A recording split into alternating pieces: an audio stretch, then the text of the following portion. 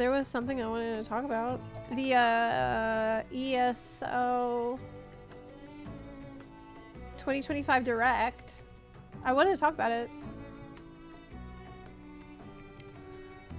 Because I watched that, I think it was on Friday, and I wanted to tell y'all about it because it's actually just so crazy what they announced, and I wanted your opinion.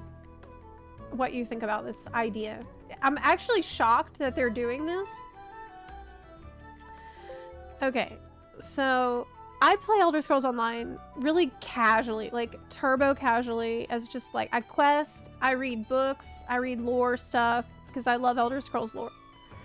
That is why I play that game. I don't do group content. I literally just vibe. That's all. One thing that's cool about it is that it does give you a lot of flexibility to, like, with your class, with how you play. So, like, you can be a sorcerer and you can choose any weapon type that you want. You can choose any armor type that you want. And you unlock, like, sorcerer skills, but you can decide which skills you actually want to use. So you have like 4 buttons on your bar, and then you have 2 bars you can swap between, but you get a butt ton of sorcerer skills. So you decide your loadout is what I'm trying to say. That's part of the charm. But the problem that I encountered after playing it and wanting to build my own little loadout, like my own fantasy, is because I played when I first started, I was playing sorcerer and I wanted to be a tank using sorcerer lightning magic. And I just built it however I felt made sense. But then whenever I got high enough level to do in-game content, I found that people weren't really keen on taking my jank lightning sorcerer like homebrew build because they don't know if it works. They don't know if it's effective. What happens in the in-game settings is that there's cookie cutter specs that are generally accepted, that everyone knows works. So Magicka sorcerer using pets, right? Cloth, armor, and a staff. And I found this annoying because for me, the charm of Elder Scrolls Online was being able to build something jank. And then you get into in-game and you're like, they're asking you to be something you didn't choose. And anyway, that's all background because it's important for what they've announced at 2025 ESO Direct, the live stream from the other day.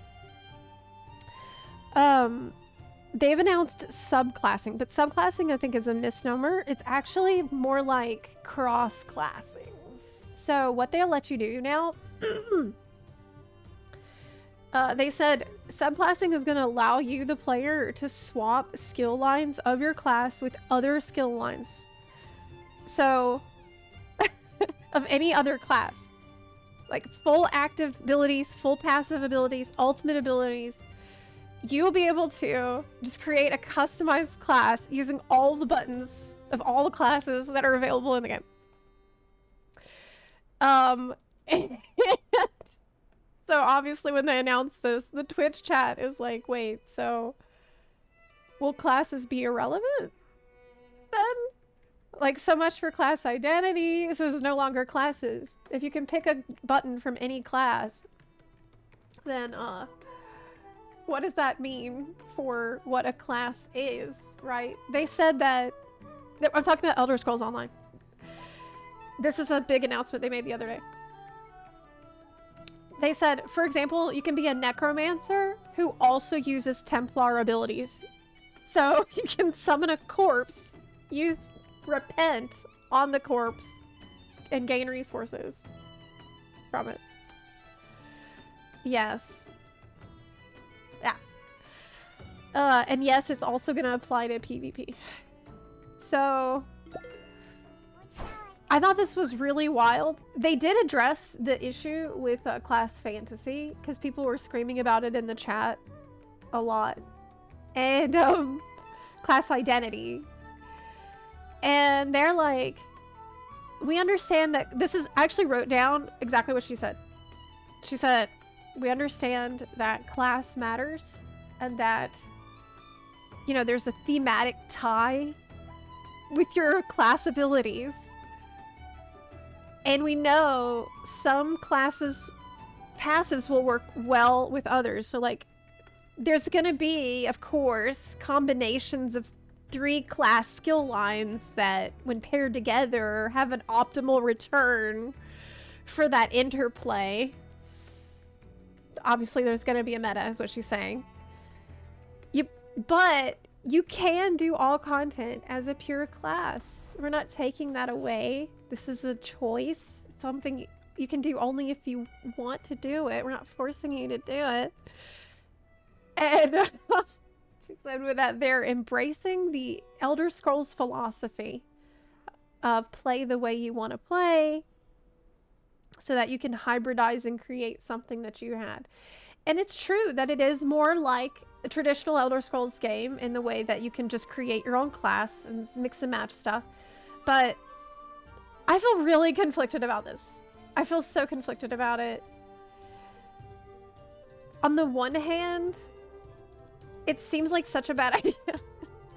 Because what's going to happen is the community will figure out there's a heal spec, there's a caster spec, there's a melee spec, and there's a tank spec. Or just DPS spec, heal spec, tank spec. There's maybe 3 combinations that are the best. And I feel conflicted because as a roleplay type casual player who doesn't do this in-game, like doesn't do group content at all, really, it's amazing for me. I'm happy.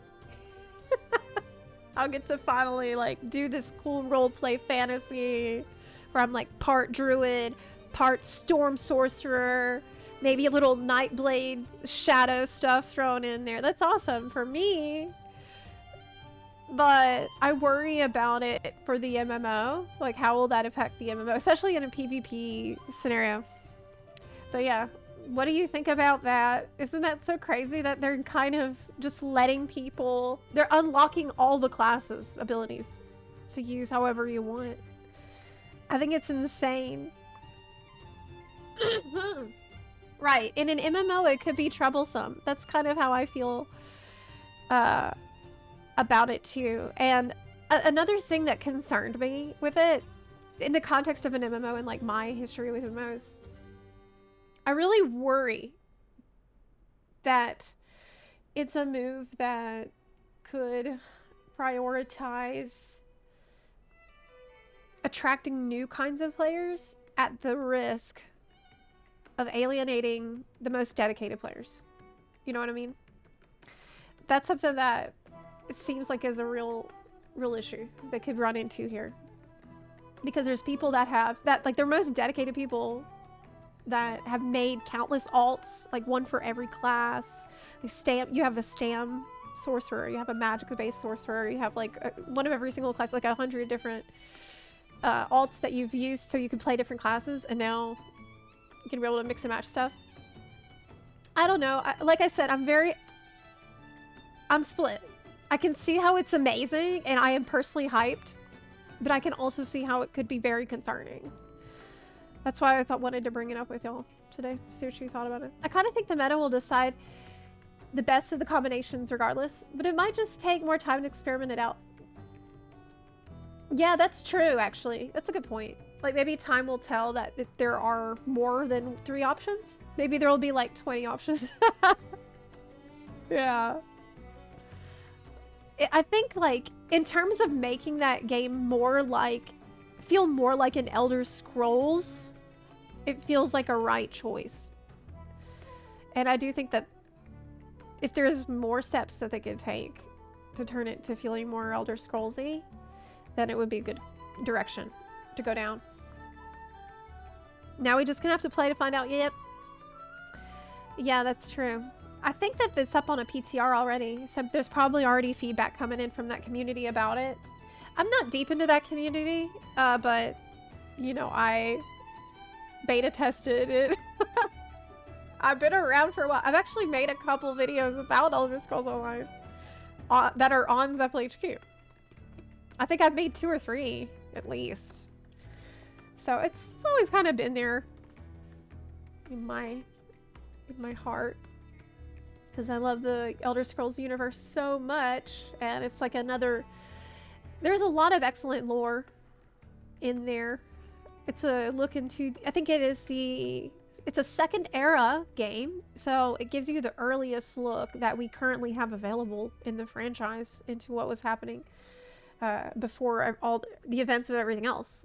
I mean, it's like 1,000 years before Morrowind. So it's cool. As you know, Elder Scrolls is my Roman Empire, and that's the reason I'm so excited about Oblivion.